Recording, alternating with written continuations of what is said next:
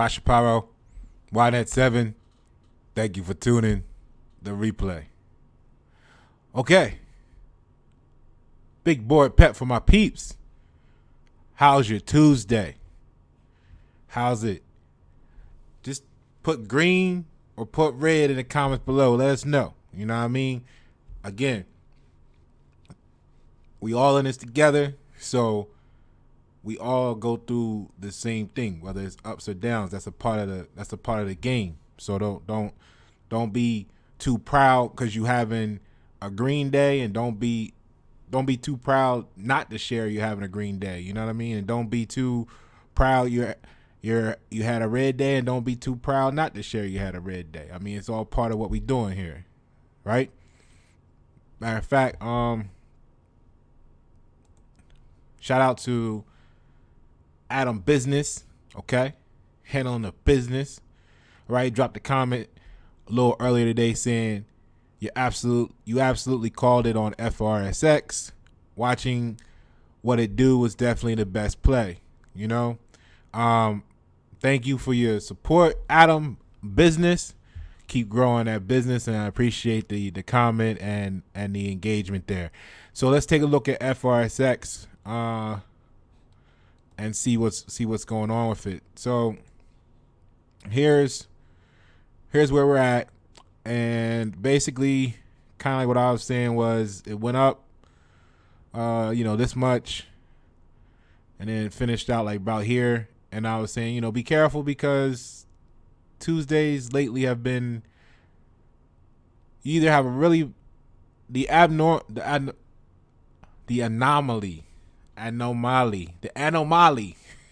right?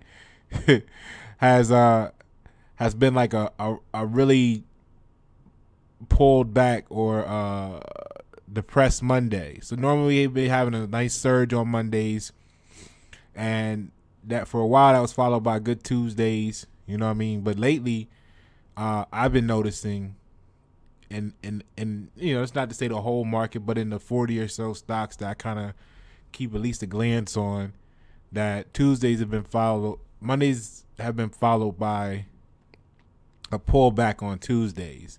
And I'm not sure exactly why. We'll leave that to the experts, because I'm not an expert. This is simply for your entertainment and giving you a reason to hit the subscribe button repeatedly until you subscribe 100 times. And make sure you share, and like Adam Business, feel free to drop a comment. It helps the channel, and it's free. So getting back to this FRSX, I was thinking, when you look at the stock, the data of the energy of the chart, there was really, in this area here, there's kind of like really not a whole lot of strength, but it's not a whole lot of resistance. So what that also means in translation, from my opinion, is once it got up to this high, without anything to keep boosting it up, it would definitely be free to drift back down and settle. Kind of like, when you put in like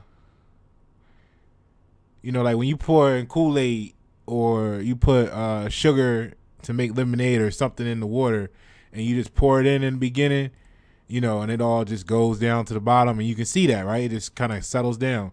And then until you give it some agitation, right?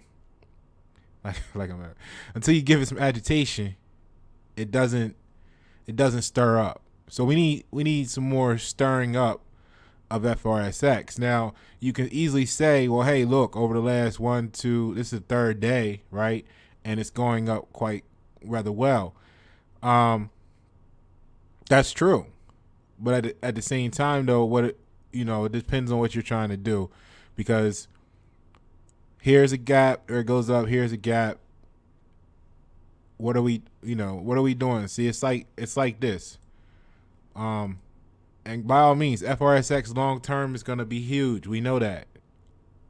We got questions about what the market as a whole is doing right now, and the pieces that we're in are pieces of that. You see what I'm saying? Because it's been sketchy for like a month now, right? One crazy thing after another. So here's what it looks like to me. When you're coming down the highway and you're doing the speed limit and there was nothing in front of you for miles, but somehow the speed limit brought you up to where you're starting to see traffic and you're starting to see brake lights, right? The red. And then there's a bend. And if you see the brake lights, but you can't see around a bend, you don't know what you're ready to go around the corner into. So what do you do in that case? You see what I'm saying? You let off a little bit until you can see. And then when you get back on that straightaway, you can see up and down, and you can see that whole straightaway. You can see off to the side. Ain't nothing sitting over there waiting to pop out on you or anything. You might do the speed limit even faster. You see what I'm saying? So what I'm getting at is, to me, the recent events is like now us coming around a bend and we see brake lights. And it's not to say you completely stop. That would be hazardous, right? So you proceed with even more caution. Like I told you guys, that's been I'm pretty open about what I'm doing. So because of that, I've let you know I've probably reduced my total in right now to where it was like 15 to 20%, coming back from like 80 in October and November, when everything, and I told you I reduced it, and I'm looking for more, like not long term, but not necessarily, because that's what we were doing with the big play, which was really successful. It just got sketchy, and honestly, if we held on to those the entire time, we would probably be close to, or if not near, right back where we started at. So like we would have, all of that would have been gone. So it's a great thing that you jump out and jump in for those that like profits, you know what I'm saying? Because you get to lock that in, and you can always buy back in later in the future once you get around the bend and once you can see more clearly. Like, I'm okay with saying I don't know. You know what I mean? One of the most powerful things you can do is just admit you don't know what you don't know. And when we knew it was climbing, we said it was climbing. It was on and popping. We was there. We was getting all of that. And right now, I'm the type of person that you know what, we come around the bend, there's some brake lights. Here's what I'm doing. I'm slowing up a little bit. Why? Because the rich got rich because they can afford to wait. You see what I'm saying? Wait till we get around this bend. Wait till it straighten up. Let's see what's going on. Now, what I did, I think I'm probably only using about 5% total right now. October, I had about 80% in. Everything was going good. Different stuff. Then I got into the point where I was doing a little bit more swing trading. Swing training and trading, because you got to practice, right? So that's absolutely what was supposed to come out at that point in time. Always the perfect day. So that's what that's what I'm doing. I'm teaching myself different tools. And if you go back, what was it, guys? Ladies and gentlemen, a video or two ago, we went over the different types of trades, or whatever you want to call it, the different executions, day trading, swing trading, and all the way down to investing, right? And I think they come in handy because you use them at different times when it's right for you, based on what your execution is, what your play is. So anyway, with this, by all means, it's trending up, right? So if you're getting all that, great. But if you got out here and it dropped down, like if you sold anywhere in the pre-market or the aftermarket or the pre-market, you were pretty much up, and then it drifted down for the rest of the day, pretty much. You know what I'm saying? It did have some rebound. We just crossed over 8 p.m. here on the Eastern, so the after hours has disappeared on me. But it was up last time I saw about 30 something cent, 33 cent or so in the after hours, after it dropped 82 cents, which was basically everything it gave you yesterday, it just took back. So get out. I got out here early and saved all that damage, and then just off of my other two, right, I got into Trixie, right, which Trixie had a huge a huge up. Okay. And then if we look yesterday, we were down here and we were wanting to see it establish itself, which it did. If you look at the overall, it's kind of like you could go back to FRSX and say it's the same thing, but I see a little bit more of a gap here, which kind of means that it was sudden, you know. And I'm not saying that's any better or worse than Trixie, but this is a little bit more gradual. Like it's like a nice little slope, and it's kind of doing the same thing every day with these spikes here. And if you look, what's that say? 1148 or 1154, right? 1230, and this one was early. It was at 1039. But if we go to 11, we have a little spike there too. So you kind of see that it hits a peak, you know, roughly midday. I mean, except for the day was a little advanced, and then it's gradually going down for the rest of the day. So when you see patterns like this, you know that may help you capitalize on something. So if you're looking to do a swing, then maybe you catch all this. Maybe you bought in here, you caught this. Or let's go here where maybe you can already see a pattern established if you counted on the day before. If you're counting on this pattern to repeat, like maybe this is 2 days, maybe you're counting on it to repeat this third day, right? I'm not telling you when you should do this or that you should do this, but if you see this pattern, maybe you're looking at like, okay, at some point probably between 10:30 and 12:30, we're gonna reach a peak, and I need to capitalize on that peak. So here is 12 o'clock and here is 1 o'clock. So if in this hour you had ample opportunity to be above, let's say 396 yesterday on a day that it finished, 27 cents below. You see what I'm saying? Below that, and it had a peak of 410 and a low of 370. So that's 40-cent difference. You see what I mean? So just a situation like that, the 40 cents difference. Now, I'm not telling you to grab 1,000 shares of these at $3 or $4, but if you're doing that, 40 cents is $400. You see what I'm saying?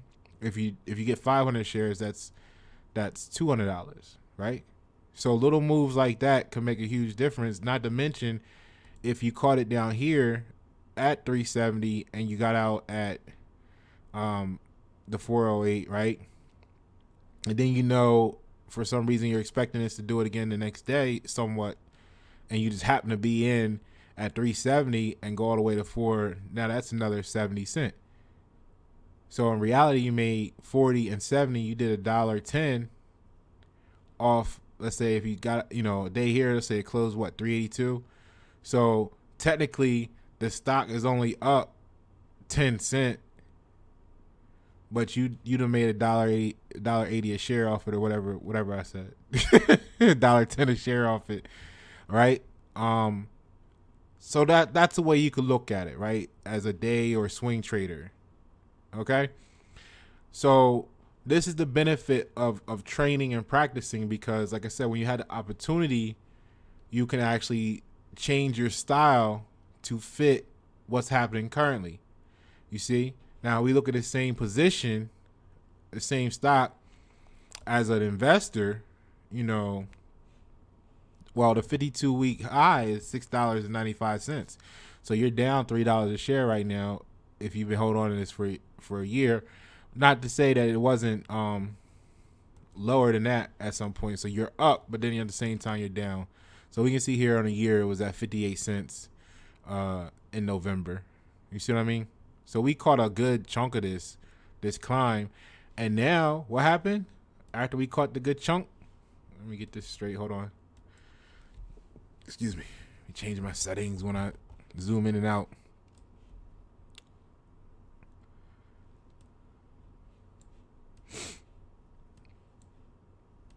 Okay. So I'm back. I had to go on a break. So bam, you're coming around the corner. You see what I mean? You're in a blind spot. You see what I'm saying? So let off the gas a little bit till you get around the corner and you can see clearly, which will happen. You'll come to another straightaway, and then you can go you can go full throttle and take it all the way up. Now, the good news is we're holding this line right now, right? We done worked our way back up over time, and it's climbing, and it's some deep angles and gashes in it, but it's still having a staircase effect, if you see what I'm talking about, right? So I like that sign. Now, once we get into here, it wants to get back to 437, right? And then there's a part of it that actually wants to get back to 602. So somewhere between 437 and basically $6, this should be on its way back to, which makes sense if you look at the channel from earlier. See? And remember what I said about how I don't always panic when it gets out of my channel. I may get out of it, but I don't necessarily panic, because I've been finding that even sometimes when it gets out of the channel, it's brief. It's just like here, it went out of the channel, but it went up. You know what I mean? No, nobody would have complained then, right? Because you know what I'm saying? And then it came back in, and now it dipped out, and then it could be correcting, so to speak, to get back into the channel in the near future. I mean, this is only talking about the 4th here, right? So we'll see how that goes. Basically, we got a little play in that. I don't know, like 250 shares or so, something small, just to have an idea what's going on with it. Now, on the contrary, like if we take a look at SENS, right, which I was very, very interested in, still am. Here's where it did its thing. It stayed in the channel a long time. You see, it spiked, came back down in the channel, stayed in the dipped out a little bit, came back into the channel, spiked, and then it's kind of like going straight across, but it had a dip, and we've been in this zone here. And you know, like I said, this was the confidence area in the zone, which you can see it's spending a lot of time in this yellow box. But we drifted out here, and we had some nice uptick in the after hours, right? But we're waiting for it to reestablish itself, right? Because it's basically flattened out right now. Even if you count this and a little dip, if you take away this dip, it's basically been flat since the 21st. It's been just going straight across, which we've seen before, and that's what it was doing prior to that, so to the beginning of February. So aside from this elevation here, it's been flat since the beginning of which is good in a way to me, because it establishes like this. Boom. It spiked, got a little what's it called? Volatility, right? Boom, boom. And then it flattened out. Then it jumps up to the next level. And we got a spike, and we got a little dip, and then it flattens out. And then guess what's be coming next if this cycle repeats itself? A bump up. And when it bumps up, it's going to bump right back into the channel. You see what I'm saying? That's what I'm thinking. And then we'll probably have a little surge and then a little drop back down where it flattens out for a period of time. Let's see if that's what happens. All right. So we're watching it because we're looking for this next bump up. Okay. And we'll be able to take advantage of that and maybe see some signs before based on previous activity. All right. Now, here go my in the hole, right? Oh, let me get the time back. Hold on. 3 minutes, 5 days. All right. So here we are. And there's another one that, like I said, it's a slow moving stock. This is VEON. If it's $1.76 a share right now, you know what I mean? I'm telling you, I don't know how long it's gonna be, but this is gonna be something. This is gonna be something big. Like how I feel about this is how I felt about this stock right here. NCTY. As you can see, it went up to $90, right? Let me tell you, look what happened. When I was looking at this stock, it was $2 and $3.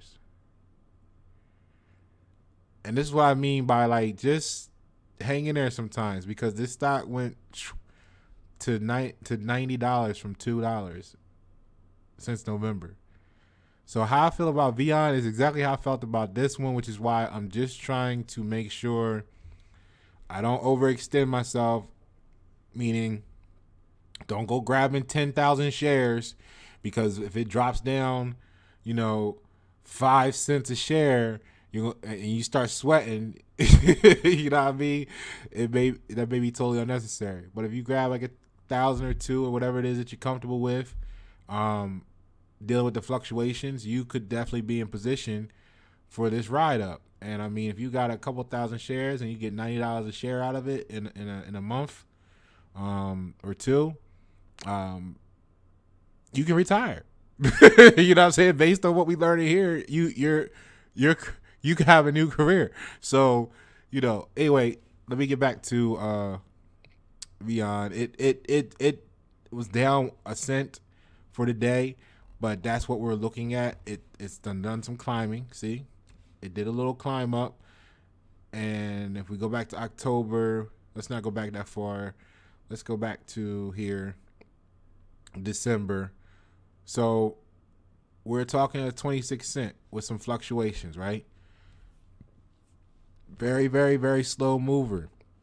But like I said, the benefit of that is you're only really looking at pennies a day. Now, the reason I like that is because it's like a buildup of energy, like an earthquake right before it snapped. Right before it snaps, you get all this tension and it just pow, and it just boom. That's how the other NCTY. It's gonna be huge. It's gonna be huge. Anyway, so rest on this.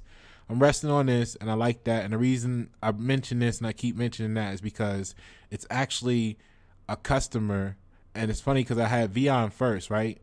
And we're out of the aggressive channel here, right? But we didn't expect that one to last because that was off a short angle.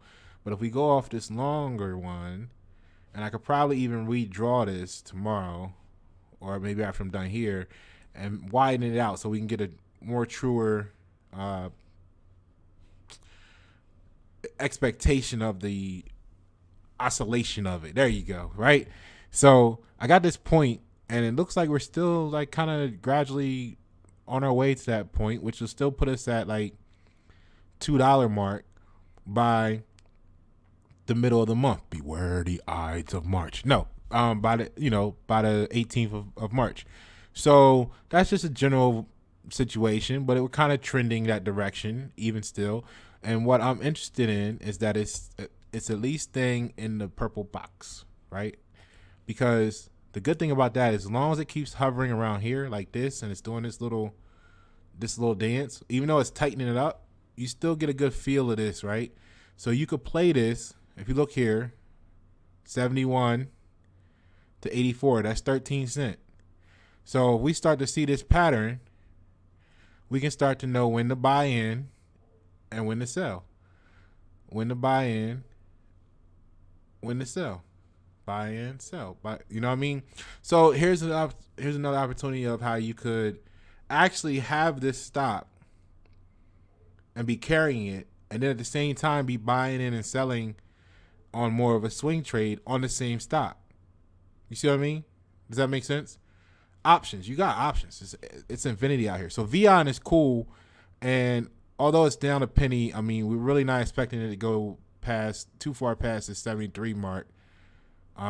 Anything's possible, right? But I'm looking for this box here to remain tight in the boundaries, and that means that we 3 cent, 1,000 shares, that's $30. You know what I mean? Now, if it goes up to 84, that's 8 cents the other way. That's $80. Very small moves like that really pad your daily goal.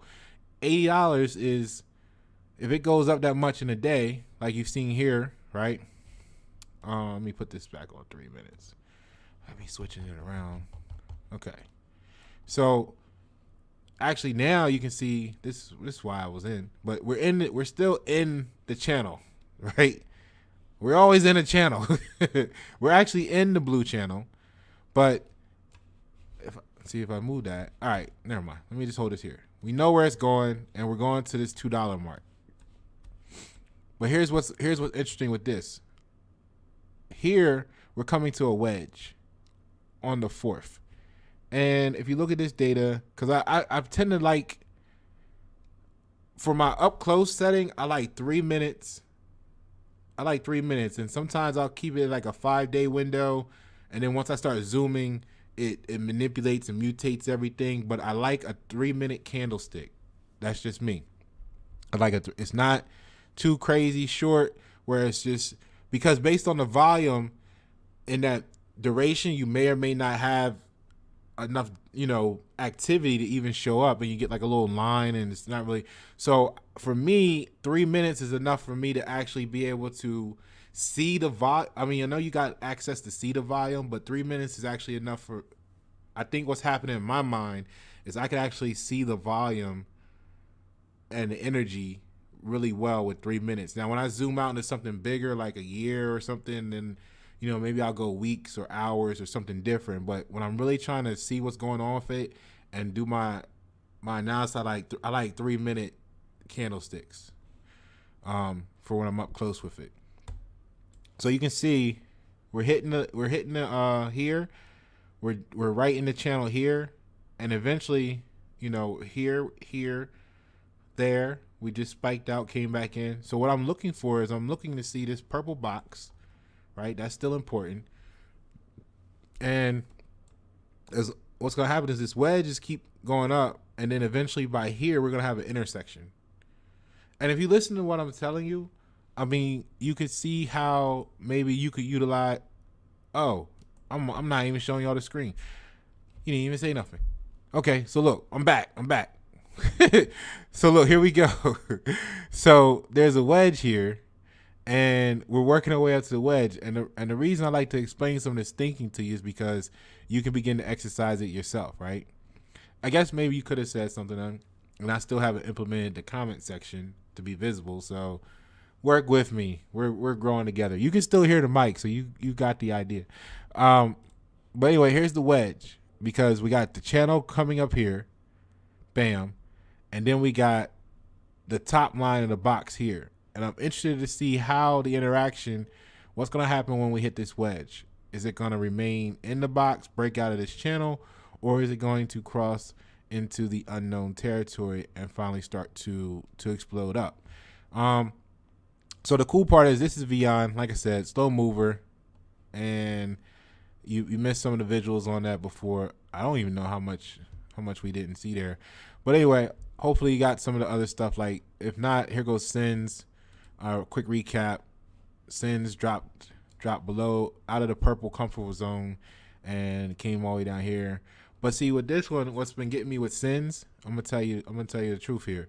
What's been getting me with SENS is all of its activity is in the after hours, right? Once it gets into 9 hours, like look here, it dropped. Now here's one day that it rose. Okay, cool, boom. But if we look at where it started and where it ended, it's like the same thing, right? Since the last, it's like February 22nd. So it starts, it does something crazy, boom. Okay, we got a little rise here. Now it starts to go down, right? But the drop happens here, and where it finished was only a little bit below that. Then we come in here and we have activity, and then it's basically right where it stopped at before, right? So again, here we are talking about you have plenty of opportunities if you time it right to catch, what's this, 37 to 74, that's 40 cents right there. So if you saw this, boom, and you got in and you held on to this, you could have maxed out there with 40 cents. Now, what I don't care for is this type stuff here. So this is pretty much flat for the day, but then these are the sketchy parts. When you does this and it gives you this huge jump in the after hours or pre-market, and then that hypes you up and you're ready to buy into it, like, you gotta be careful. Remember, let me go back to the picture you've been stuck on for this is gonna be a picture in your mind, right? Because now you're you're blinded by that corner, right? So here's what's happening. You see the activity, you're excited because you're like, oh, something's going on. You check the news, ain't nothing really happening with it. And then you consider getting in, and then it just slides all the way down. So, I've been I'm waiting to see SENS like do something, and that's been after it dropped off a lot. So even this activity is coming after, we had a high of 564. So it's almost cut in half, which is not bad, but you're just waiting for where's the real bottom, right? And then every time you think you're at the bottom, like here, it does this, and then okay, maybe we're at the bottom now, we're coming back, and then here it slides down. Then okay, maybe no, maybe okay, this is flat. Oh, we're going back. No, you know what I'm saying? So what happens is if you're not careful, you could lose a lot over a period of time and not realize it because you're buying in, and then you're like, yeah, I'm going up, and then it goes down, and you're really at a loss. Then you buy in, and then it goes down, you're at a loss. But it doesn't really necessarily feel like it because it was over a period of time. So be careful with that. We're waiting for it to reestablish itself. Now, Torch Energy, it was up 11 cents. It's been on a nice climb since the 25th. Very nice angle. Each day I've been saying I think I want to go ahead and get back into it, and I'll probably maybe will tomorrow with 100 shares, couple hundred shares or something, because I'm really playing small. This was something that I had over here, probably like 1,000 shares of, and we were doing pretty well. As you can see, it was coming up the channel very nicely, and then it would drop. Maybe you get some, but from here to $1.28, we hit a high of $5. That was pretty nice, you know what I'm saying?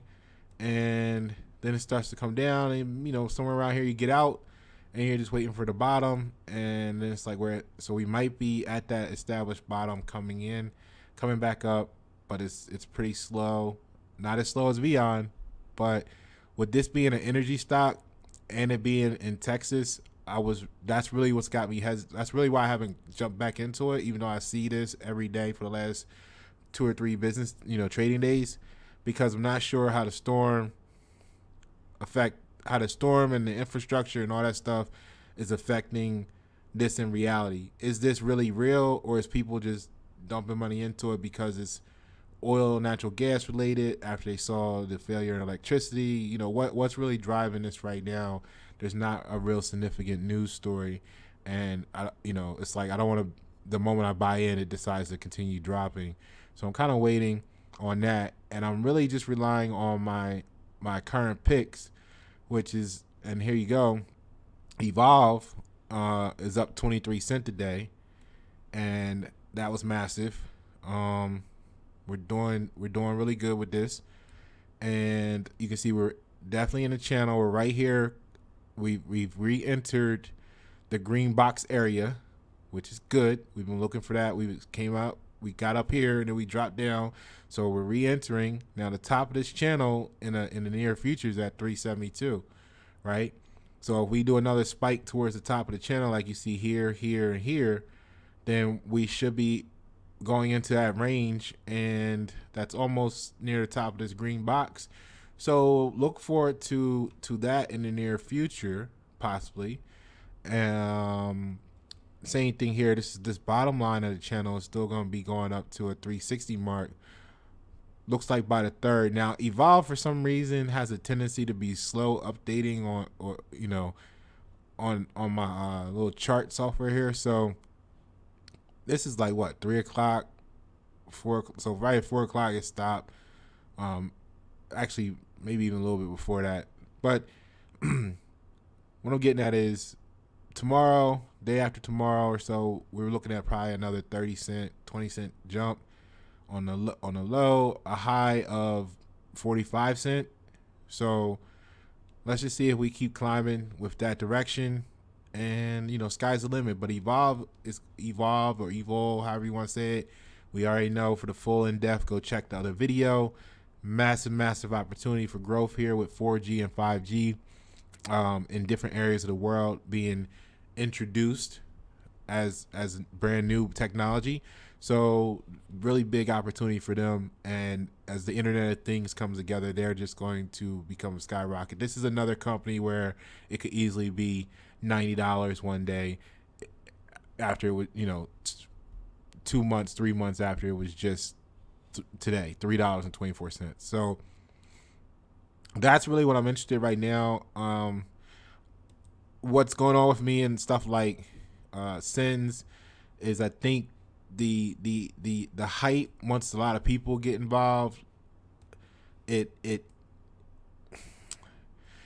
there's like, okay, when you're dealing with penny, they call them penny stocks, and it's low volume, it's like it doesn't take a lot for the stock to move a lot, which is why you see such huge movements in the after hours and pre-market, if you ask me, right? So with that being said, there's this gap between where it's a small, volume stock, and then it's a large major stock. Because when the large major stocks, what they call them, what they call them, what do they call high float, yeah, something like that, right? We got the stocks that got a lot of shares out in the world. The movement is kind of like a big boat. You see what I mean? When you got a big boat and you get that thing moving, it takes a long time to slow it down, right? So you get that nice curves that you can predict easy because you can see it starting to do its thing, right? But when you got that little boat, them things is jumping and turning. It's like, picture how you would maneuver a jet ski compared to an oil tanker. You know what I'm saying? It's just that's the difference. Like, but there's this gray area in between, right? Where the properties does not define itself to either group. So you know what I mean? And that's what we're seeing here. And it hasn't crossed into the huge float where it has that nice oil tanker type movement. And it's not exactly a small where the volume is so low. It's so low. It's like the volume's up, but you get what I'm saying.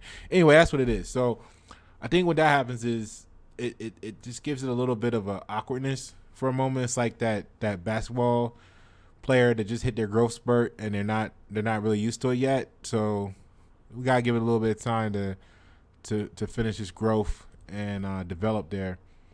So let's see what else we got popping today, because everything else was down. Well, not everything, but CGIX was down. Let's take a look at that. I haven't looked at this for a while, but I can tell you right off the bat, just opening it up for the first time today, actually probably since a couple of days ago, but here we go. The first of the month, yesterday, it went above, but then it came back down, and I've said that this area is the slip zone. So if it comes down here and starts to hit on a downward trend, you could easily see 580, the 588, 586, 587 mark, and you see repeatedly that's where it winds up when it enters this area on a downward move, and then it falls out sometime and comes back up, and it hovers around this zone. So what we're looking for, CGIX fans, is we're going to be looking for it to reestablish a footing in this area above the 662 mark. So it's got some work to do. And as you can see, every time we try to put a trajectory on it, it just runs out of pep and it goes and it careens over. Then it gets some more juice and it careens over. So, however, it's holding, long term, it's holding this 580 mark. So what that could tell you, if you're looking for a situation, is if it hits this line, most likely,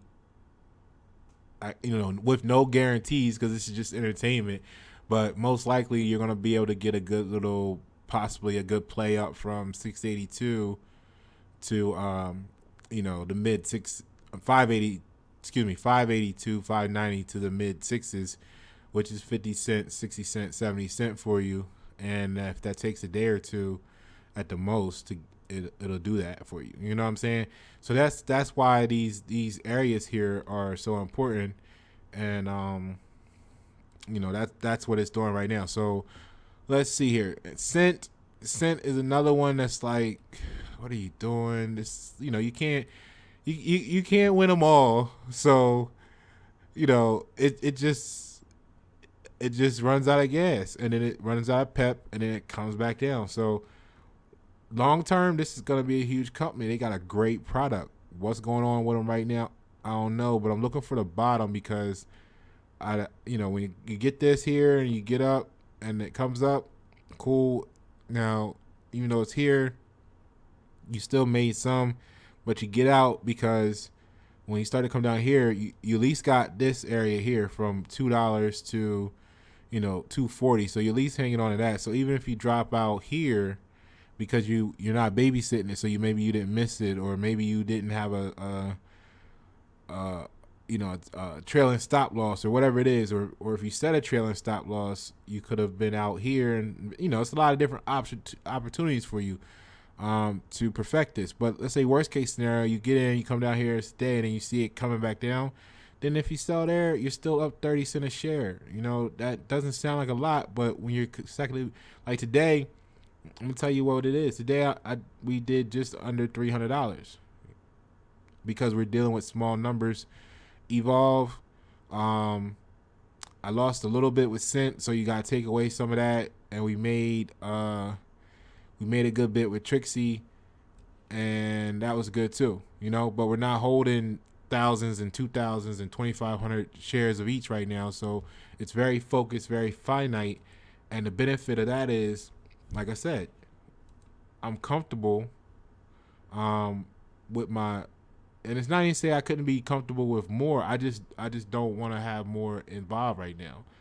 If I can make gold every day with 2%, 5% of what I have access to put in, and I'm still making gold with 2% now, then that sounds even better than having 15 to 20% on the table and making gold, or even if I made double gold, you know what I mean?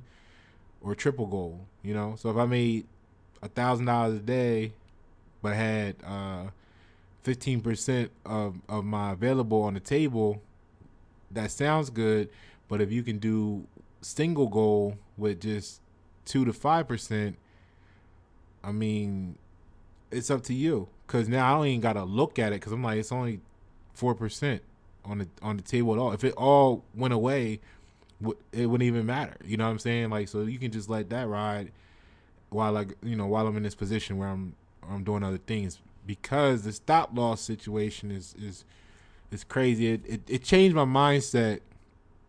I was a real fan of that. And when you get into these calculations, you can see how it easily would benefit you, because you kind of have some idea of what you're looking at and where to tell it to stop at. But the thing is, I started to look at the situation when we had those problems with the brokers and the internet and all that stuff, and they were talking about, if you go back to the videos during that time period, I mentioned how, hey, there was an article we showed on the channel here that showed that they actually thought the internet was working. I mean, they actually thought their sites was working. So that means if you thought it was working, then you might think that you activated my stop loss and it never worked. So in reality, when you can't keep what you can't protect, then I started thinking that if the stop loss doesn't protect you from it, how do you change your approach so that you would be okay if the stop loss didn't exist?